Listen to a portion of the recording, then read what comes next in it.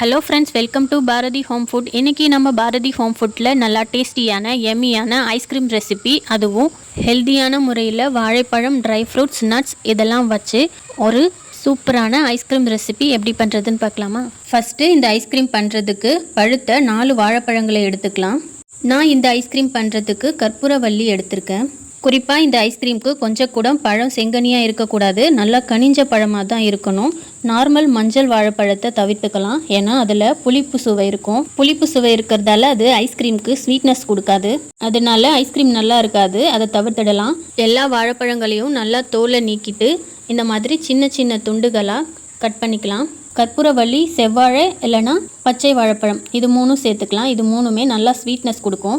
இது மாதிரி நல்லா இனிப்பு சுவை அதிகம் தரக்கூடிய பழங்கள், அதுவும் நல்லா கனிஞ்ச பழமாக சேர்த்துக்கோங்க. அப்படி நம்ம எடுக்கும்போது தான் ஐஸ்கிரீம் நல்லா டேஸ்ட்டாகவும் நல்லா ஃப்ளேவராகவும் இருக்கும். அடுத்து ஒரு மிக்சி ஜாரில் ஐஸ்கிரீம் செய்யறதுக்கு தேவையான எல்லா பொருட்களையும் சேர்த்து அரைச்சிட்டு வந்துடலாம். நான் 1 மணி நேரத்துக்கு முன்னாடியே தண்ணியில் ஒரு 15 பேரிச்சம்பழமும் 15 முந்திரியும் ஊற வச்சுருக்கேன். அதை இதில் சேர்த்துக்கலாம். அடுத்து நம்ம கட் பண்ண 4 வாழைப்பழங்களை சேர்த்துக்கலாம்.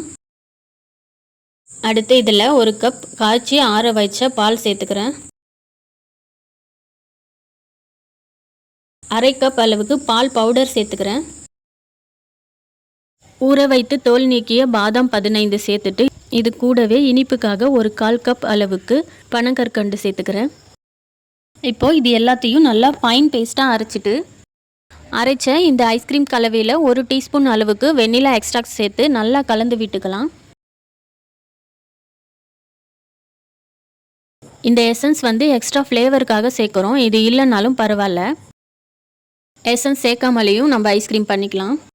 இப்போது இந்த ஐஸ்கிரீம் மிக்ஸிங்கை நல்லா கலந்து விட்டுட்டு நம்ம வீட்டில் எது அவைலபிளாக இருக்கோ, சில்வர் பாக்ஸ் அல்லது பிளாஸ்டிக் பாக்ஸ், இப்படி எதை வேணாலும் நம்ம ரெடி பண்ணி இந்த மிக்ஸிங்கை அதில் ஊற்றிக்கலாம்.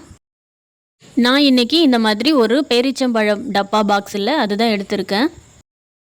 இதில் நம்ம ரெடி பண்ணி வச்சுருக்க ஐஸ்கிரீம் மிக்ஸ் கலவையை எல்லாத்தையும் சேர்த்துட்டு நல்லா சமன் செய்து தட்டி விட்டு ஒரு மூடி போட்டு மூடிக்கலாம். இப்படி எல்லா பக்கமும் நல்லா தட்டி விட்டுக்கோங்க. நம்ம ஐஸ்கிரீமை சேர்க்க போகிற பாக்ஸ் எதுவாக இருந்தாலும் நல்லா காற்று புகாத ஏர்டைட் பாக்ஸாக இருக்கணும். அப்போ தான் ஐஸ்கிரீம் நல்லா கிறிஸ்டல் ஆகாமல் வரும். இந்த ஐஸ்கிரீமை ஒரு 5 to 6 மணி நேரம் ஃப்ரீசரில் நல்லா செட் பண்ணிவிட்டு மறுபடியும் இதை எடுத்து ஒரு மிக்சர் ஜாருக்கு மாற்றி இதை நல்லா அரைச்சிட்டு வந்துடலாம். இப்படி பண்ணும்போது ஐஸ்கிரீம் நமக்கு நல்லா க்ரீமியாக கிடைக்கும், கொஞ்சம் கூட கிறிஸ்டல் ஆகாது.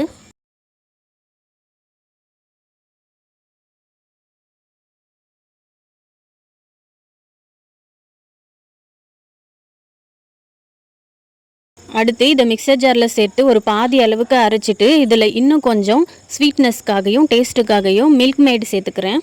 இந்த மில்க் மேடு ஆப்ஷனல் தான், உங்ககிட்ட இல்லைன்னா நீங்கள் சேர்க்க தேவையில்ல.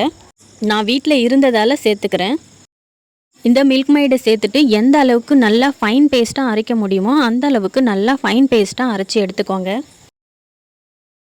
இப்போ அரைச்ச இந்த ஐஸ்கிரீம் கலவையை நம்ம ஏற்கனவே ஸ்டோர் பண்ணி வச்ச அதே டப்பாவிலே சேர்த்துக்கலாம். பாருங்கள், இப்போ மறுபடியும் அரைச்சதால் இது எந்த அளவுக்கு க்ரீமியாக இருக்குது பாருங்கள்.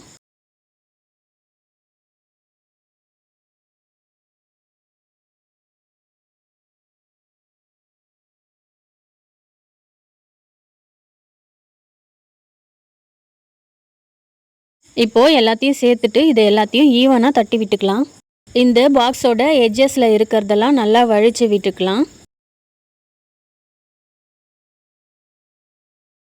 அடுத்து இந்த ஐஸ்கிரீமோட கார்னிஷிங்க்கு நான் கொஞ்சமாக பிஸ்தாவை சாப் பண்ணி வச்சுருக்கேன், அதை இது கூட சேர்த்துக்கலாம்.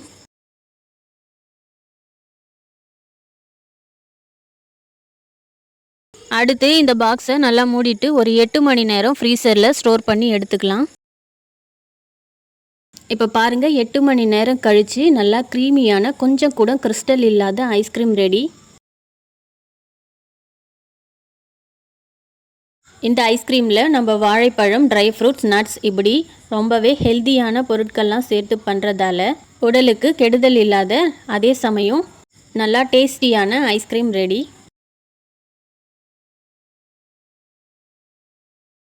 இந்த ஐஸ்கிரீம் மேலே கொஞ்சமாக நான் சாக்லேட் சிப்ஸும் உலர்ந்த திராட்சையும் சேர்த்துக்கிறேன். அவ்வளோதான் ஃப்ரெண்ட்ஸ், இந்த டேஸ்டியான ஹெல்த்தியான ஐஸ்கிரீம் ரெசிபி உங்களுக்கு பிடிச்சிருந்தா ட்ரை பண்ணி பாருங்கள். கமெண்ட்டில் எப்படி இருந்ததுன்னு சொல்லுங்கள். இந்த வீடியோ பிடிச்சிருந்தா லைக் பண்ணுங்கள், ஷேர் பண்ணுங்கள். பாரதி ஹோம் ஃபுட்க்கு சப்ஸ்கிரைப் பண்ணுங்கள். தேங்க்யூ, தேங்க்ஸ் ஃபார் வாட்சிங்.